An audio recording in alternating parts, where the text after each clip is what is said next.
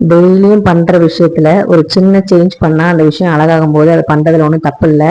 அதே மாதிரிதான் நம்ம டெய்லி ரொட்டீனா வந்து அடிக்கடி இந்த saree வந்து நான் வியர் பண்ணியிருக்கேன். நிறைய தடவை வந்து ஃபங்க்ஷன் வந்து கட்டிட்டு போயிருக்கேன். அப்புறம் கொஞ்ச நாளா வந்து இது கட்டணும்னு தோணவே இல்லை. சரி, இது ரொம்ப நாளா வந்து கட்டாமலே இருக்கும். இதுக்கு பிளவுஸ் கூட நான் வந்து கிழிக்கவே இல்லை. சரி, இதுக்கு வந்து ஒரு saree வந்து நம்ம வந்து இந்த மாதிரி லாங் டாப்பா வந்து தச்சா எப்படி இருக்கும் அப்படின்னு சொல்லிட்டு யோசிச்சுட்டே இருந்தேன். அப்ப ரொம்ப நாளா யோசிச்சு சரி தச்சிடலாம்னு சொல்லிட்டு இதான் வந்து அளவா கொடுத்துருந்தேன். இதுவும் வந்து பாத்தீங்கன்னா சாரியில தச்ச ஒரு டாப்ஸ் தான். இந்த அளவு தான் வந்து கொடுத்து நான் வந்து மீனாட்சி திருக்கல்யாணத்தப்ப இந்த டாப்ஸ் வந்து போட்டிருந்தேன். எனக்கு ரொம்பவே பிடிச்சிருந்துச்சு. நெக் மாடல் எல்லாமே வந்து சூப்பரா வந்து பண்ணியிருந்தாங்க. எனக்கு ஸ்டிச்சிங் ரொம்ப பிடிச்சிருந்தது. எனக்கே வந்து பாத்தீங்கன்னா புதுசா ஒரு ட்ரெஸ் வாங்கி போட்ட மாதிரியே இருந்தது.